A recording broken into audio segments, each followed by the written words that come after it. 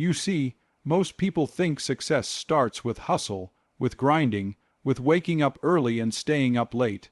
And I'm not saying discipline doesn't matter, because it does. But let me tell you the truth that most folks miss. Success does not start with action. It starts with mindset. It starts in the mind. It starts with what you believe is possible for you, and more importantly, what you believe about you. You will never rise above the identity you've accepted. If deep down you think you're just average, that's exactly how you're going to show up in life. If you believe you're not worthy of abundance, you will unconsciously sabotage every opportunity that tries to bless you. That's why Scripture says, "As a man thinketh in his heart, so is he." It doesn't say, "As a man works." It doesn't say, "As a man hustles." It says, "As a man thinketh," because your mindset is the master key. It unlocks the level of life you're allowed to access. Let me give it to you like this. Your life is a manifestation of your mindset. Whatever you see in your bank account, your relationships, your business, your health, it's a reflection of your internal programming. So if you want 2025 to be the year everything changes, you've got to stop focusing on behavior modification and start doing identity transformation. Because when your mind shifts, your money shifts, your circle shifts, your habits shift, your reality starts aligning with what's going on in your belief system. But here's the problem. Most of us have been conditioned to think small. We were trained by broke people how to think about money. We were trained by fearful people how to think about risk. We were trained by insecure people how to think about ourselves. So we learned to expect just enough, settle for average, and dress it up like wisdom. That's not wisdom, that's bondage, and until you renew your mind, you will keep repeating the same cycles. You'll keep going in circles because you haven't updated the mental software. You're trying to run $1 million life on a poverty mindset. You want kingdom level success, but you're using survival level thinking. That doesn't work. And the longer you stay in that mindset, the more you become a prisoner in a life that's beneath your calling. The truth is, your current life is not lying on you. It's telling on you.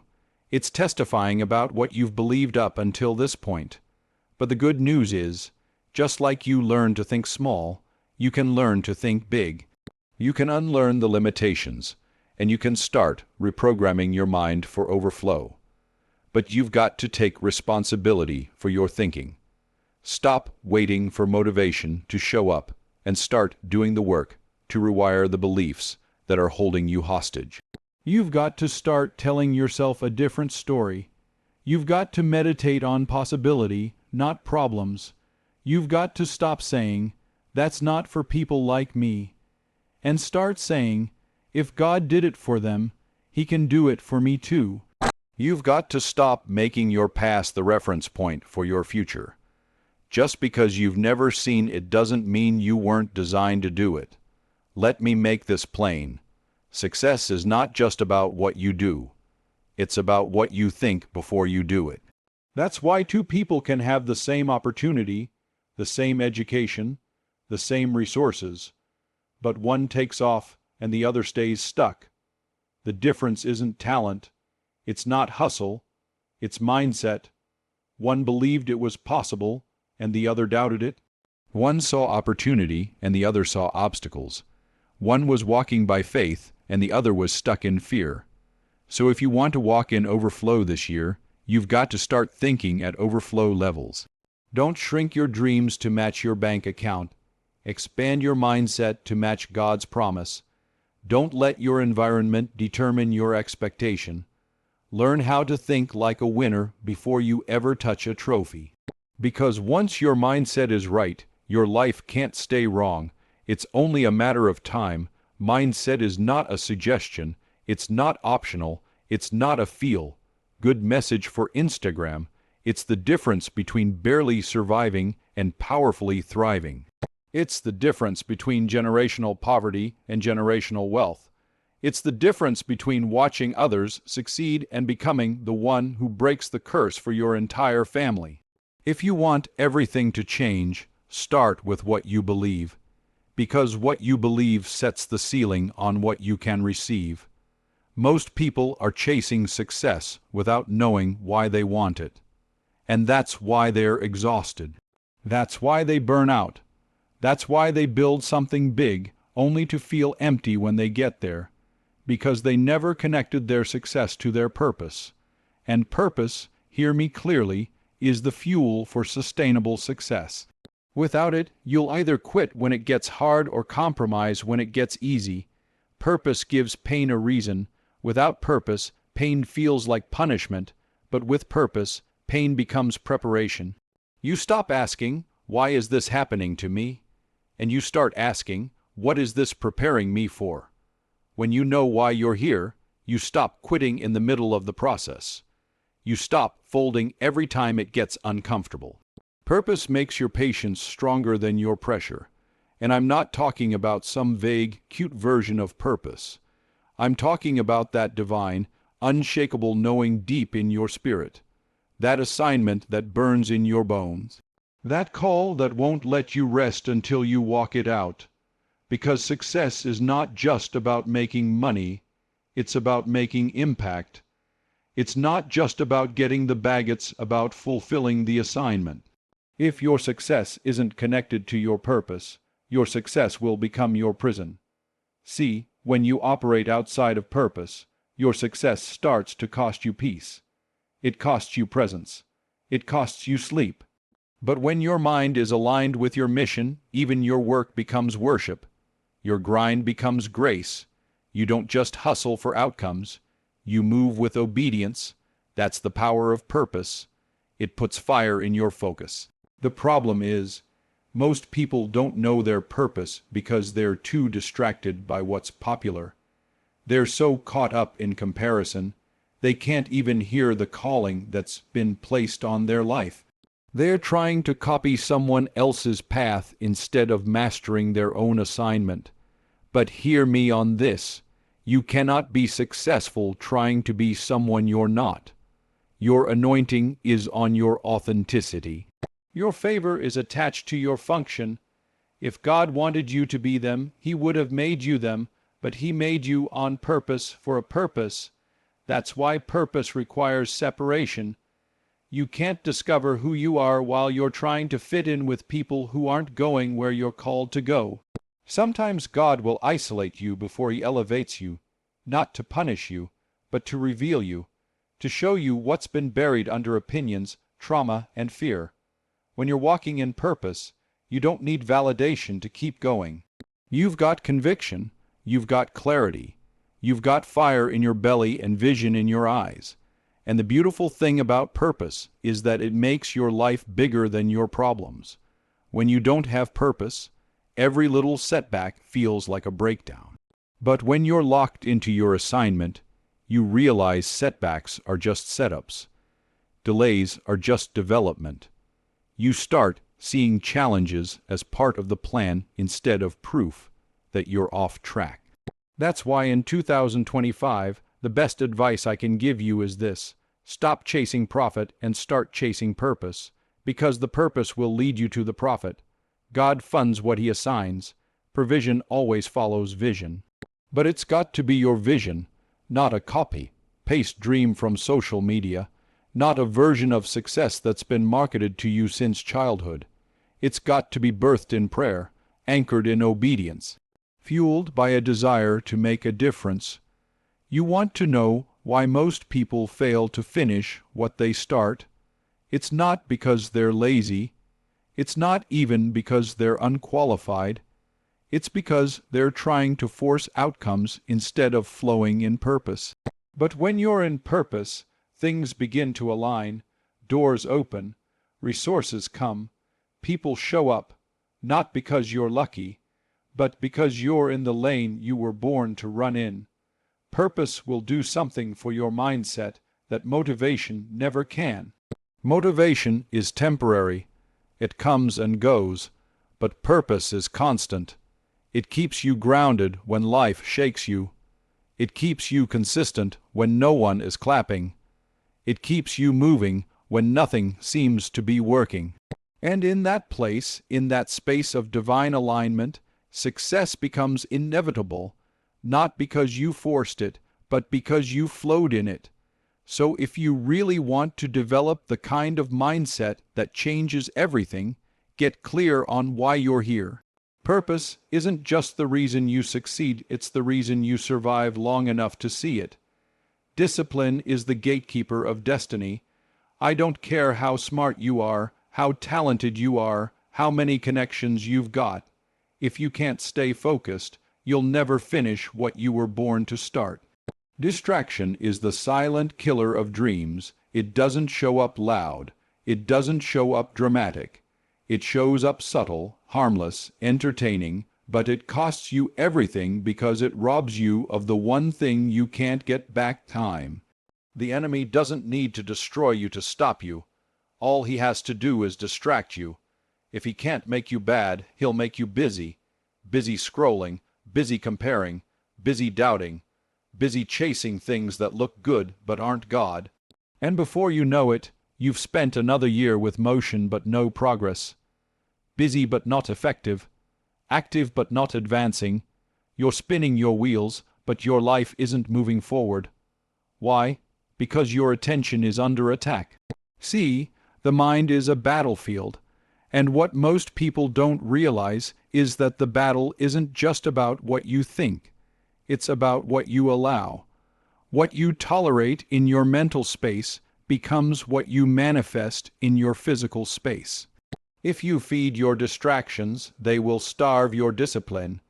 If you feed your doubts, they will kill your decisions. You've got to be intentional about what you let in your mind, because what gets in your mind will eventually show up in your life.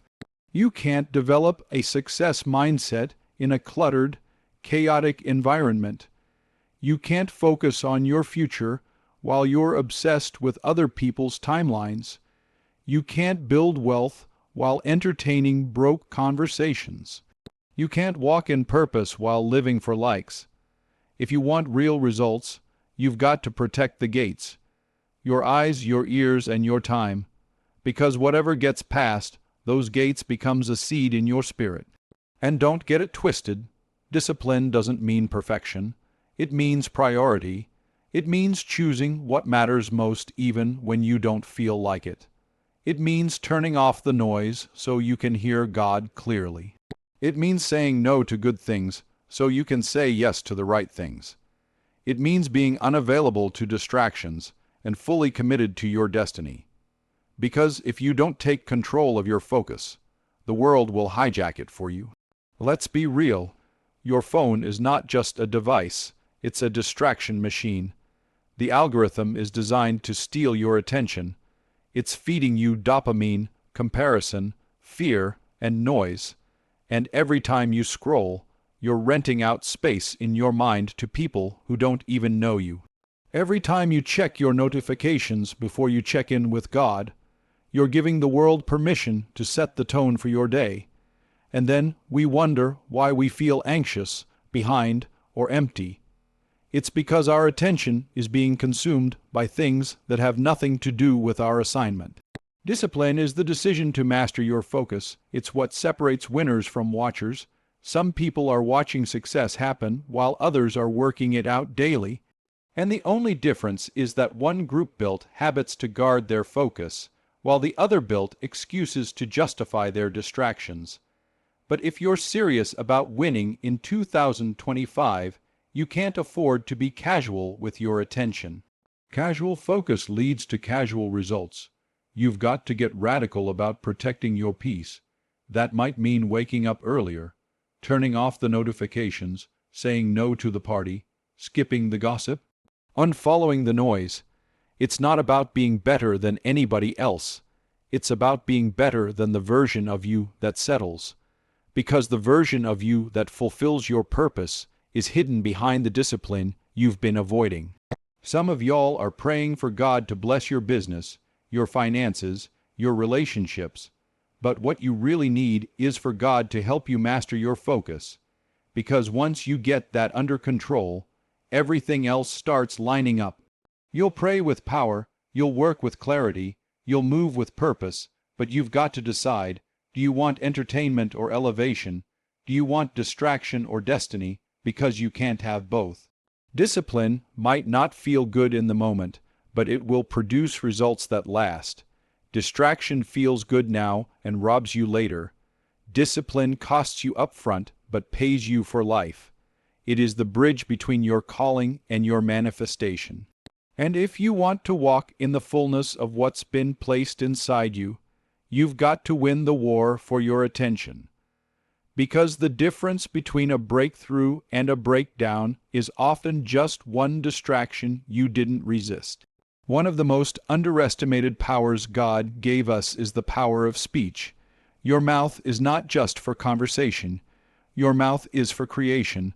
The words you speak are either building your future or breaking it down. They're either aligning you with your destiny or anchoring you to your doubt.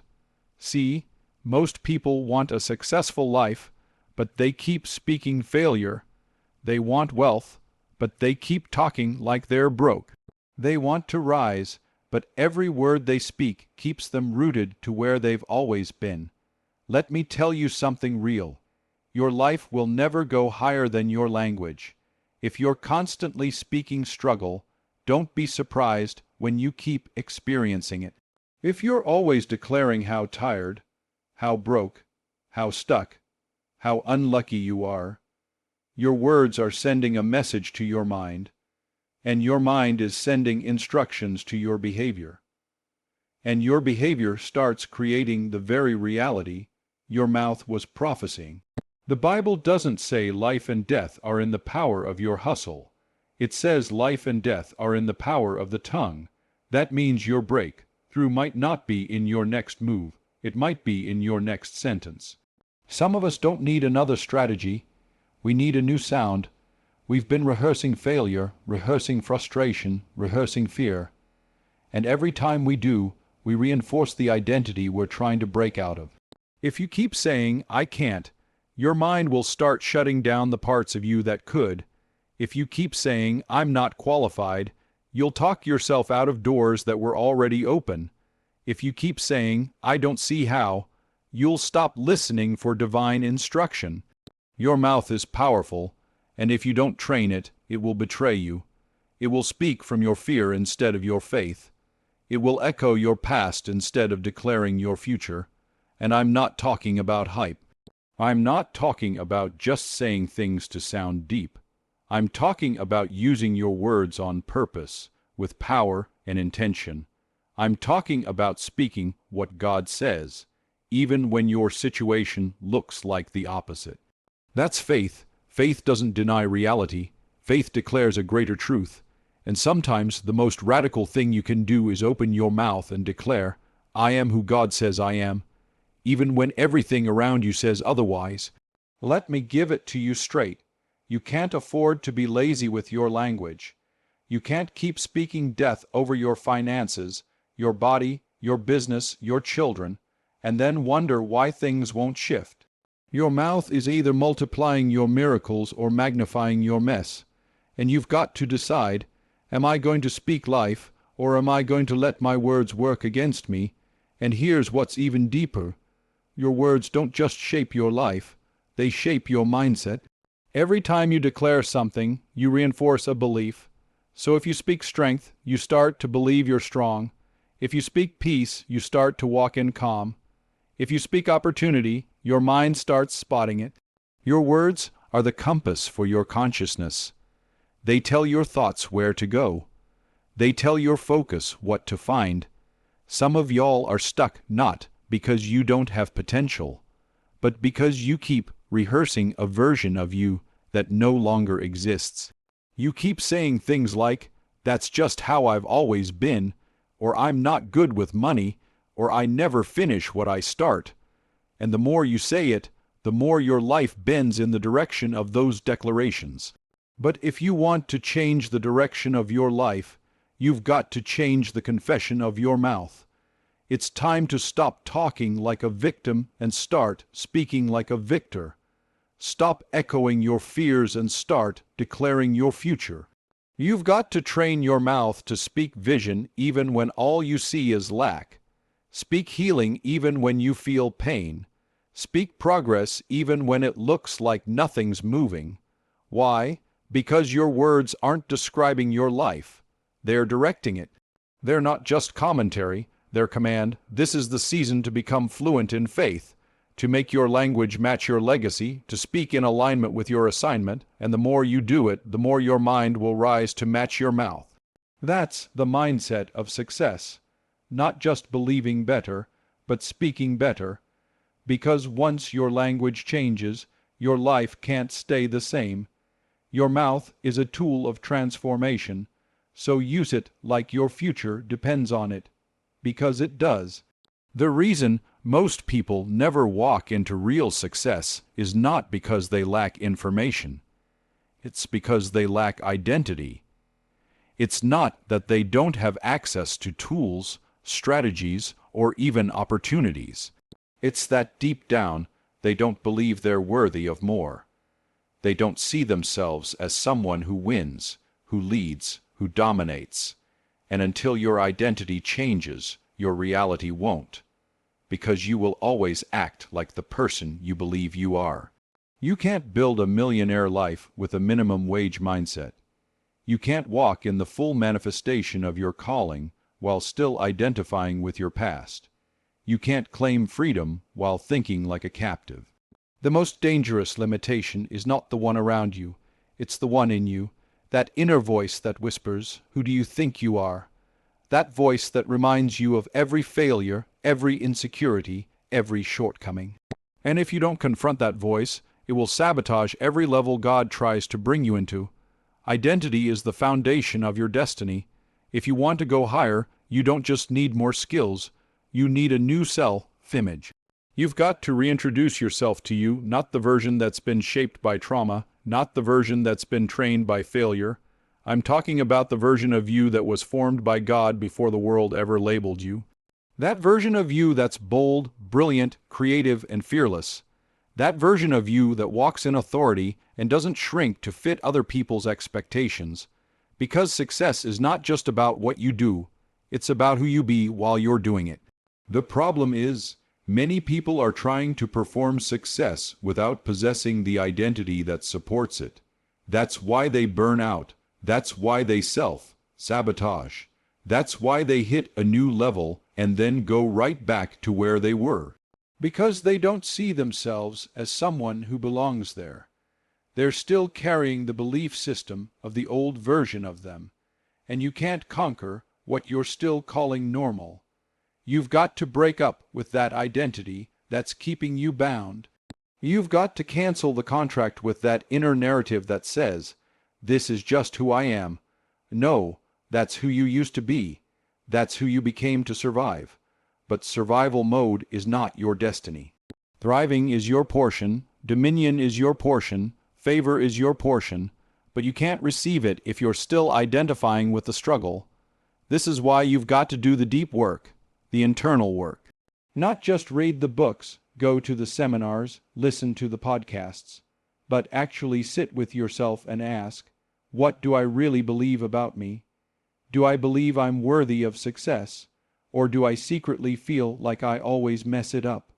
Do I believe I'm called to lead, or am I still waiting for someone to give me permission? Until you shift those beliefs, your behavior will keep looping back to what's familiar, even if it's dysfunctional. Identity isn't changed by wishing. It's changed by repetition and reinforcement. You've got to declare who you are until your mind gets the memo. You've got to speak it until your body aligns with it.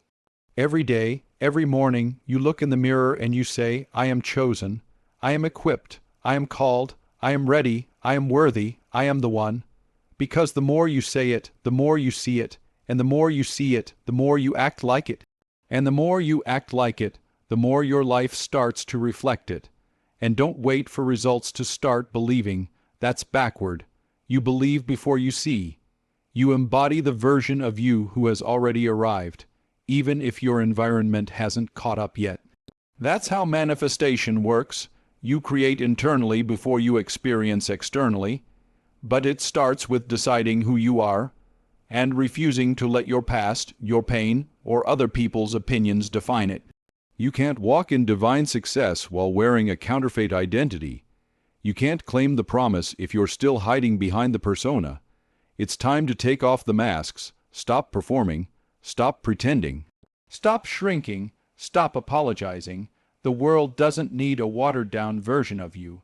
It needs the real you, the you who knows who you are, the you who walks like they belong in the room, the you who doesn't just chase success but attracts it, because your identity is already aligned with it. Once you know who you are, you stop settling, you stop sabotaging, you stop guessing, you step into rooms differently, you make decisions differently, you handle setbacks differently, because now you're not questioning whether you'll win. You already know you're supposed to. And when identity gets locked in, success becomes the natural byproduct. You can't create a new life with an old environment.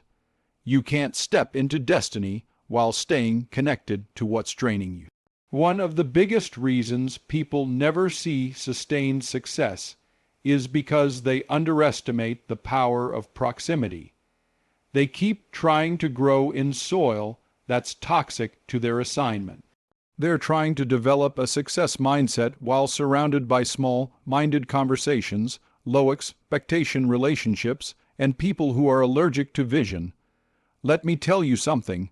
Who you're around is either fueling your faith or feeding your fear. There is no neutral ground. If you're the most driven person in your circle, you're not in a circle. You're in a cage. You're in a comfort zone that looks like community, and a comfort zone will become a coffin if you stay in it too long.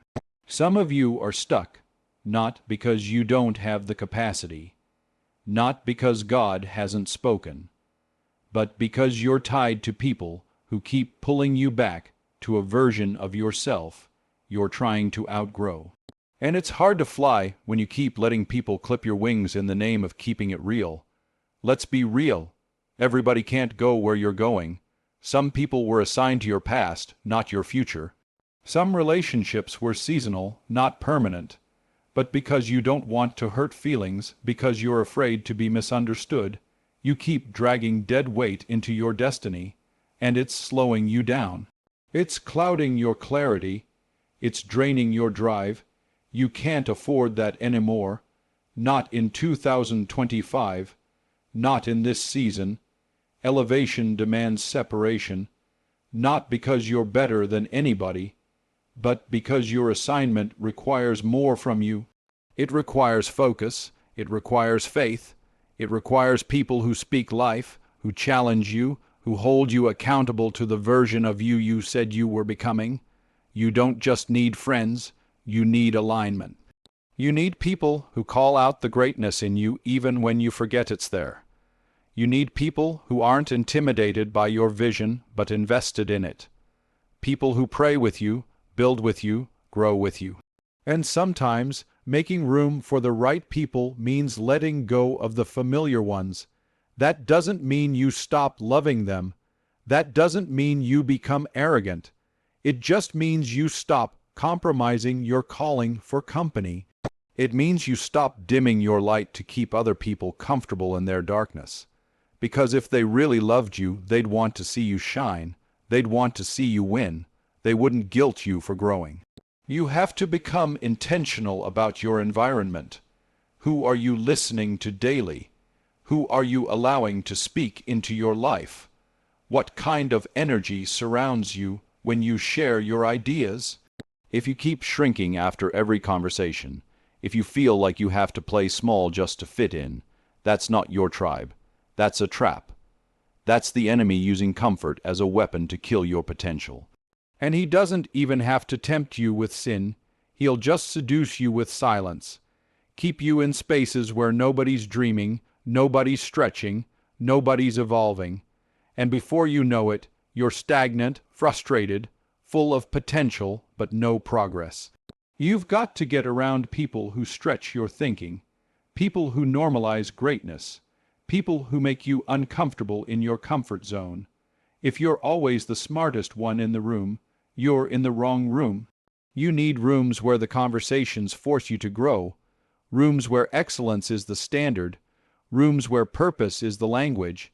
That's how you elevate, not by grinding harder, but by aligning better. And listen, this isn't just about business or money. This is about your life. You need relationships that nourish your soul. You need friends who don't just know your history, but honor your destiny. People who see you not just for who you've been, but who you're becoming. You need a circle that doesn't just tolerate your transformation, but expects it. Because in this next season, average won't be enough. Familiar won't be enough. Safe won't be enough. You've got to decide, do I want to be liked or do I want to be legendary? Do I want to be accepted by everyone or do I want to walk in the fullness of who I was created to be? Because you can't have both. You've got to protect your space like your future depends on it. Because it does. When you get your environment right, success becomes inevitable.